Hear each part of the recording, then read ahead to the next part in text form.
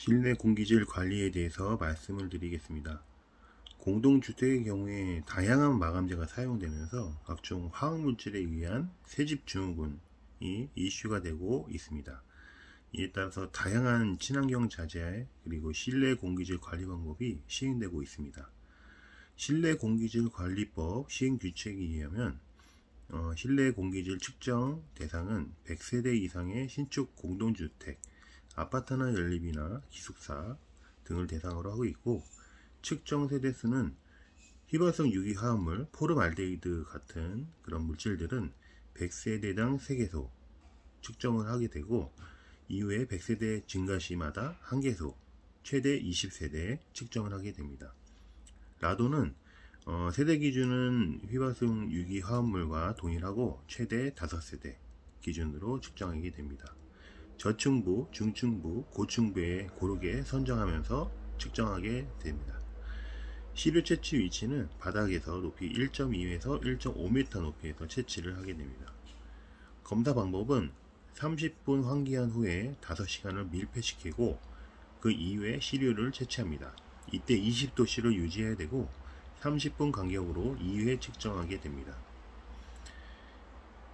측정 항목과 기준은 시행규칙 제7조의 2에 나와 있는데, 대표적으로 포름알데히드 같은 경우는 210 이하로 관리하고 있습니다. 피해 증상은 새집 증후군은 휘발성 유기화합물에 의해서 눈의 자극이나 두통, 천식, 아토피성 피부염 등이 나타나고 있고, 이에 유사하게 빌딩 증후군이 있는데, 이는 환기가 부족한 경우에 나타나고 호흡기 질환, 두통, 피부 질환, 기억력 저하 등의 증상을 나타나게 됩니다. 관리 방안은 여러 가지를 시행하고 있는데, 우선적으로 접착제의 사용을 제한하고 있습니다. 마감재 치부할 때 접착제를 최소화하고 탁화 고정을 하는 등의 방법으로 진행하고 있습니다. 또한 베이크아웃을 활용하고 있는데, 실내 공기 온도를 일시적으로 높여서 재료 안에 있는 유기화학 물질을 일시적으로 증발시키고 이를 환기하여 제거하는 방식입니다.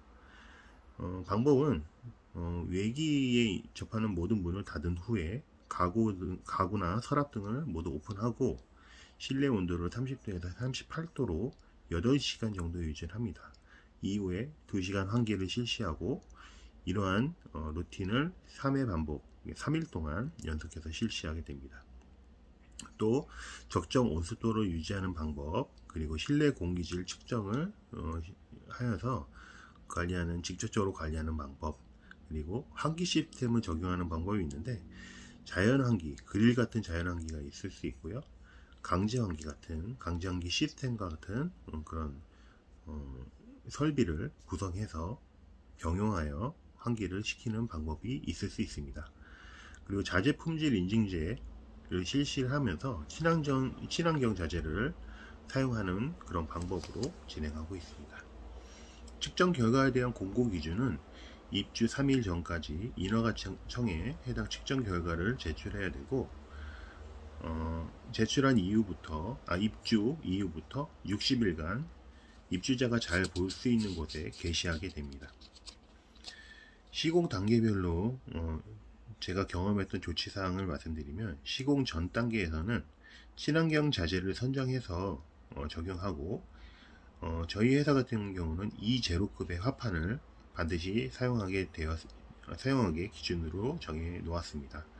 그리고 자재를 현장에 최대한 보관하지 않고 저스트 인 타임의 개념으로 설치할 수 있도록 공정을 관리해야 합니다. 시공 단계에서는 도료의 사용을 최소화해야 됩니다. 화학물질의 사용을 최소화하고, 실내에 그런 오염물질이 흡착하지 않도록 시공 중에 발생하는 화학물질을 환기 배출하는 데 관심을 가져야 됩니다.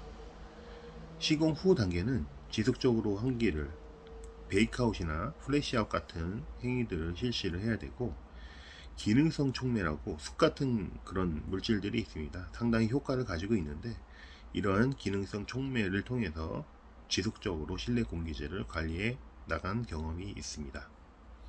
이상입니다.